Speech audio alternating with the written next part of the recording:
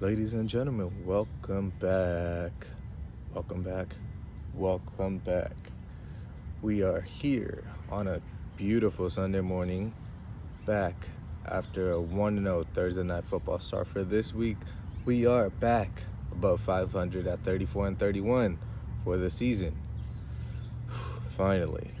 And we're back with a 12-game slate for you guys, starting off with a game that's already started in London, England, between the Minnesota Vikings and the New York Jets, and why I had picked the Jets, who are actually on the comeback trail, down 3 with 6 minutes to go, even after Aaron Rodgers threw 2 picks, even after him getting sacked over 3 times, even after them having 15 targets on Garrett Wilson already. This is a very interesting game, like I expected it to be, especially being overseas. Both teams are going to have a little travel situation lagging on them.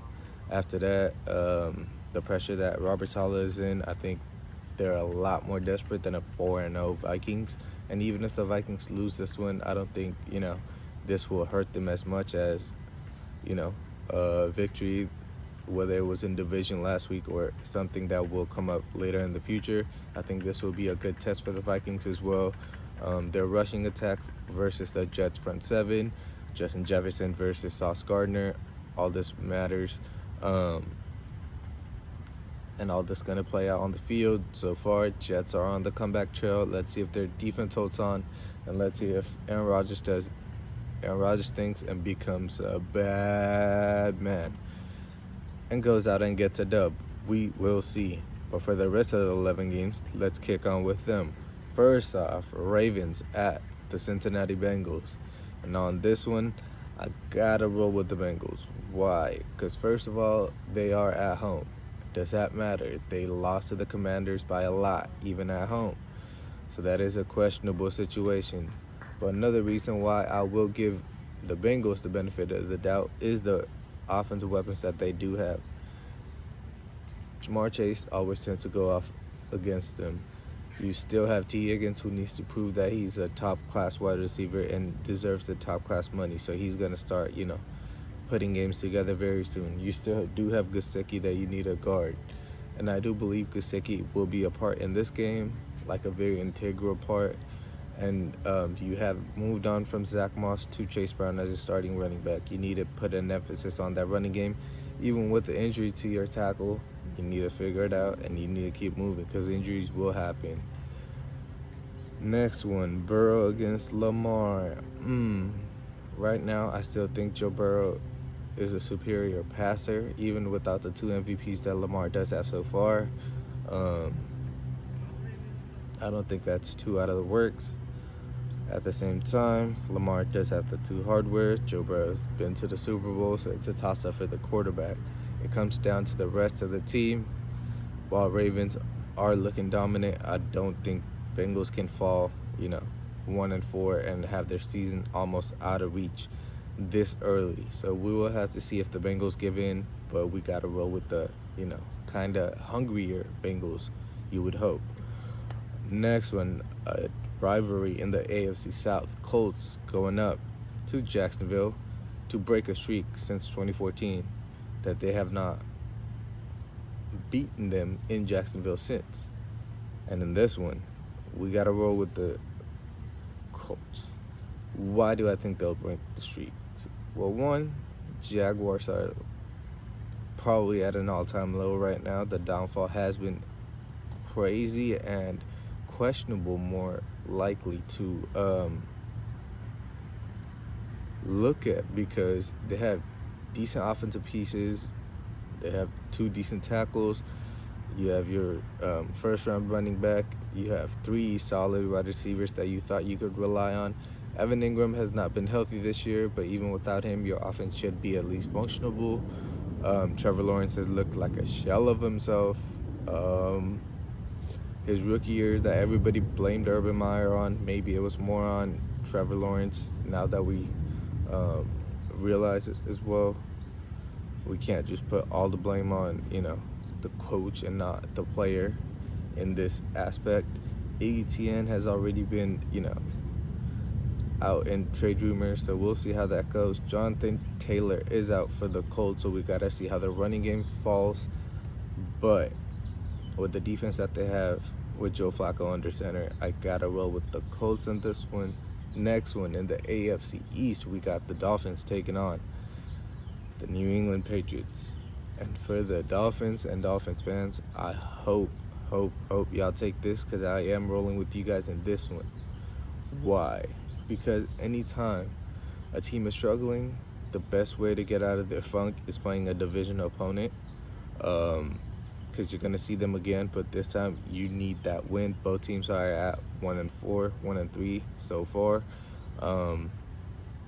The records are not looking good, but one team has extraordinarily more talent on their basket than the Patriots do. So, they got to be able to justify it. McDaniels has to be able to justify it. And they have to come out, put some points up on the board, and actually win this game. I think they're going to have to rely on the run game and defense. I don't know why we keep throwing the ball. Let's just look at Justin Fields. Let's see how he's being catered to, and let's just try to cater to our second, third, fourth string quarterbacks in that degree. I don't know why that has been so hard for the Dolphins, but we'll see if it becomes any easier against the front seven of the Patriots. They're actually phenomenal themselves, and they have Christian Gonzalez on their end, so Tyreek Hill probably gets strapped down. But we move on to the Browns taking on the Commanders, and we gotta roll with Jaden Daniels and the Commanders on this one. The Browns still have a questionable O-line. Their tackles are still hurt. Their right guard is still hurt. I do believe White Teller might be still on IR. Without that offensive line that Deshaun Watson could trust, I think he's kind of getting to the end of his leash, per se, with no disrespect by that. The leash that he has as a quarterback in Cleveland, to better suit the terminologies. And then moving on, Jaden Daniels on the other end, he's making the Rookie of the Year candidacy very, very loud, becoming pretty much undeniable so far. And the weapons, they've all, been clicking. Zach Ertz has been a positive tight end, a veteran to rely on. And then on the defensive side, the front seven's playing phenomenally like they always could. The secondary is still questionable, but they are very young, so it's going to take them time to gel as well. So got to roll with the Commanders, especially being at home. Bills taking out the Texans, the Stephon Diggs Bowl. I really want to roll with the Bills in this one, because I feel like they deserve it more, per se, or they want it more internally. But the Texans have already came out. The teammates have came out saying that this one is for Stephon Diggs. So I feel like they're going to be a little bit more emotionally involved in this game. While I do believe Texans are superior now already, defensively and offensively, the injuries does not help. The suspension of Von Miller does not help. For the Buffalo Bills, we got to roll with the Texans in this one. CJ Stroud, the variety of weapons, the running game that's actually kind of, getting back into form. But more importantly, that defense with Danielle Hunter one side, Will Anderson on the other. You have Stingley back there waiting, and Christian Harris in the middle, waiting and picking you off or tackling you into the ground. It's going to be a tough task for the Bills, like it was against the Ravens. I feel like if Texans come out with the same level of physicality, the game will kind of get out of hand in a similar manner. But I do think it would be a little bit tighter affair, as the Bills are going to be slightly more emotionally involved as well. I think for them to succeed, they're going to have to play a little bit more in the 12 personnel, play with their two tight ends, and attack inside the middle a little bit more, maybe on the left hash as well. You don't want to attack Stingley. And you might have some deep shots down the field with Hardy. We'll see how that goes. But for this one, for today, we are rolling with the Texans and Stephon Diggs with this one. Panthers going and traveling to Chicago to take on the rookie quarterback, the number 1 overall pick, and Caleb Daniels. Caleb Williams I apologize. Has, you know, has he really been up to par, or is it because of the quarterback play that we have seen out of C.J. Stroud and Jaden Daniels this year, back to back, having expectations so high on a quarterback? We'll see. He's gonna have to answer a lot of questions. The run game, I feel like whoever establishes the run game will probably, have more of the success in this game, possibly win, but numbers don't always add on to winning. Whoever executes better would have to win, but the run game will help a lot for that. Thompson, I'm so sorry, back-to-back years, season-ending injuries. My heart goes out to you, prayers out to you. Hope you recover very fast, very quick. See you on the field sooner rather than later, but unfortunately I gotta pick against your squad without you being there.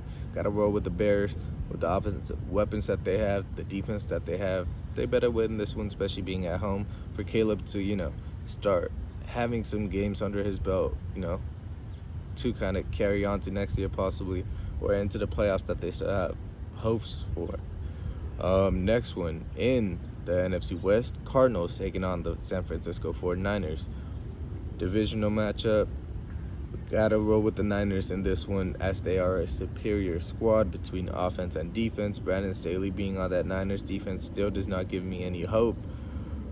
For you Niners fans, it is going to be a very, very fun matchup. Jawan Jennings against Marvin Harrison. I know they're not going up against each other per se, but against each other's squad. And this is going to be a matchup that's going to be, years in the making, especially probably with Ayuk, but for now it might be with Jawan. I think this is going to be a run game reliant game. Niners love to do that either way.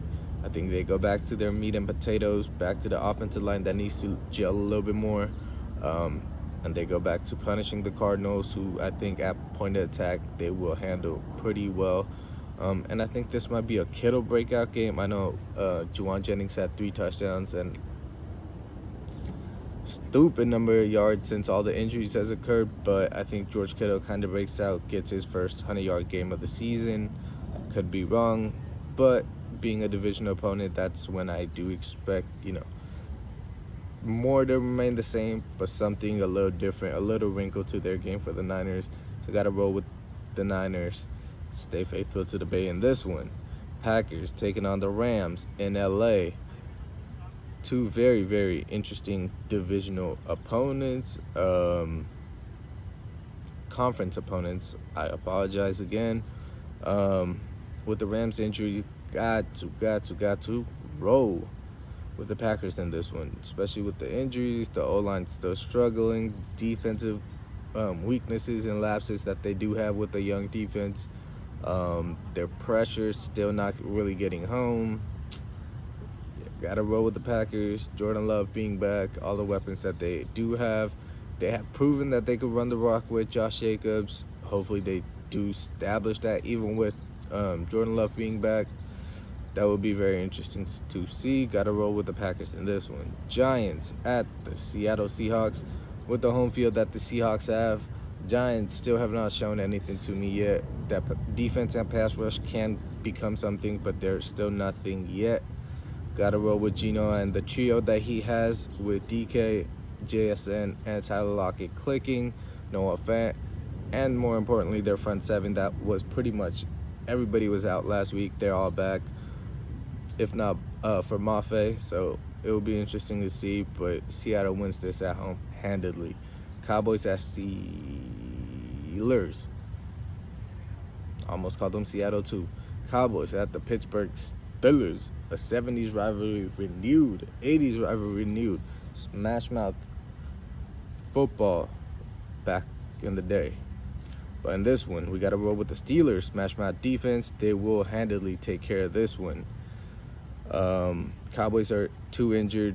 Offense, defense, don't expect anything from them. We move on. Raiders at Broncos. We got to roll with our boys in this one. 8 straight win in the division. Even with the injuries, even with Devontae Adams being out, we got to show them who we are. And the Raiders, are the Raiders, and we will suffice. I'm going to catch y'all very soon. Thank you for tagging along. Catch y'all. Peace.